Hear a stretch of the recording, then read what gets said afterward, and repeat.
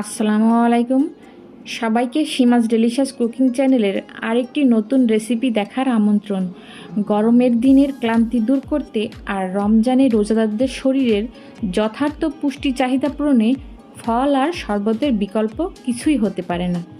তাই আজ আমি আপনাদের সাথে শেয়ার করতে যাচ্ছি খুবই সহজ আর হেলদি একটা smoothie mix fruit milkshake recipe.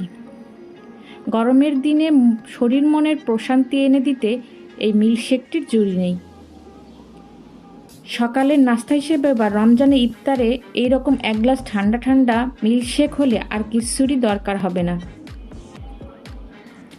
এটা খেলে শরীর থাকবে সুস্থ আর মন মেজাজ থাকবে ফুরফুরে। তো চলুন দেখে নিই আজকের রেসিপিতে যাবার আগে আপনাদের কাছে আমার একটা অনুরোধ, যারা আমার এই ভিডিওটি প্রথমবারের মতো দেখছেন আর এই চ্যানেল একেবারেই নতুন, তারা অবশ্যই আমার চ্যানেলটা সাবস্ক্রাইব করে আমাকে সাপোর্ট করবেন আর পাশে থাকা বেল বাটনটি প্রেস করে রাখবেন আমার চ্যানেলের আরও নতুন নতুন রেসিপি দেখার জন্য। আর যারা অলরেডি সাবস্ক্রাইব করেছেন তাদেরকে অসংখ্য ধন্যবাদ। মিক্স ফ্রুট মিল্কশেক তৈরি করার জন্য এখানে আমি বেশ কয়েক রকমের ফ্রুটস নিয়েছি। আজ আমি 4 জনের জন্য এই মিল্কশেকটি তৈরি করে দেখাবো।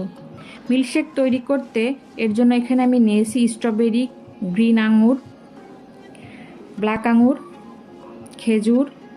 খেজুরগুলোকে আমি বিচি ছাড়িয়ে নিয়েছি একটা ড্রাগনের অর্ধেক, একটা কলা, একটা নাশপাতি আর একটা আপেল। এই আপেল আর নাশপাতিটার আমি অর্ধেক করে নিব, পুরোটা আমার লাগবে না। আর নিয়েছি একটা বিটটাকে আমি আগে থেকেই ধুয়ে ছুলে নিয়েছি। লাগবে 1 গ্লাস ঠান্ডা তরল দুধটাকেও আমি 1 ঘন্টা আগে জাল করে নর্মাল ফ্রিজে রেখে ঠান্ডা করে নিয়েছি। লাগছে 1 চামচ বিট লবণ আর 1/3 কাপের মতো চিনি। এর মধ্য থেকে আপনাদের পছন্দের যে কোনো কয়েক রকমের ফ্রুটস দিয়ে আপনারা এই মিক্স ফ্রুট মিল্কশেকটি তৈরি করতে পারেন। আর চিনিটা অবশ্যই আপনাদের স্বাদ অনুযায়ী দিবেন।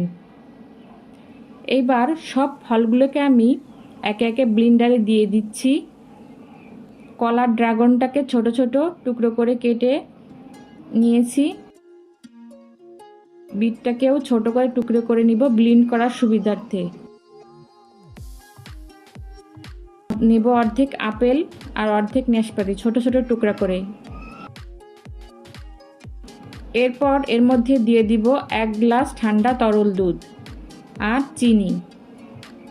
এবার এটাকে আমি ঘড়ি ধরে প্রায় 3 থেকে 4 মিনিট খুবই ভালো করে ব্লেন্ড করে নেব। একটু সময় নিয়ে ভালো করে ব্লেন্ড করতে হবে যেন কোনো দানা না থাকে।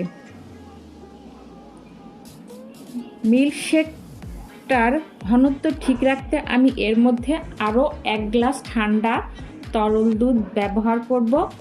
এর জন্য প্রথমে আমি আধা গ্লাস দুধ দিয়ে দিলাম, দিয়ে ভালো করে 1 মিনিট ব্লেন্ড করব।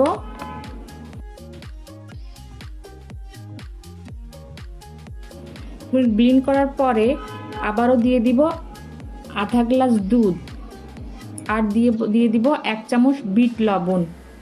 এগুলো দিয়ে আরও 1 মিনিট ব্লেন্ড করে নিচ্ছি ভালো মতো।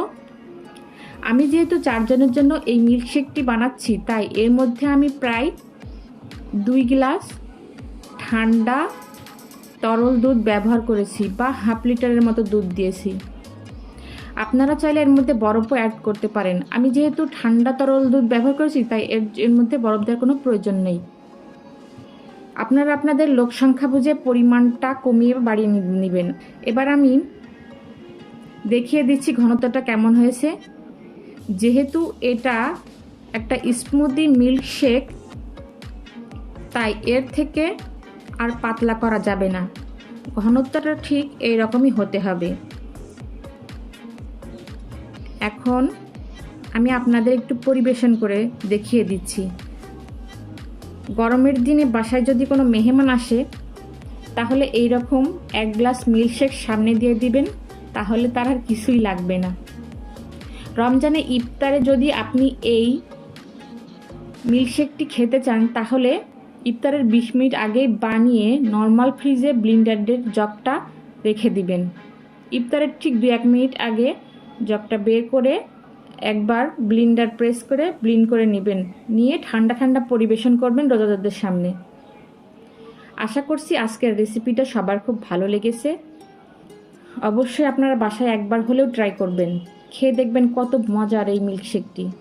আর আমার আজকের ভিডিওটি ভালো লাগলে অবশ্যই লাইক কমেন্ট করতে ভুলবেন না, কারণ আপনাদের সুন্দর সুন্দর কমেন্টস আমাকে অনেক অনেক অনেক উৎসাহ দেয় নতুন নতুন রেসিপি বানাতে। সবাই ভালো থাকবেন। আজকের মতো এ পর্যন্তই। দেখা হবে নতুন কোনো ভিডিওতে, নতুন কোনো রেসিপি নিয়ে হাজির হয়ে যাব আপনাদের সামনে। ততক্ষণ পর্যন্ত আল্লাহ হাফেজ।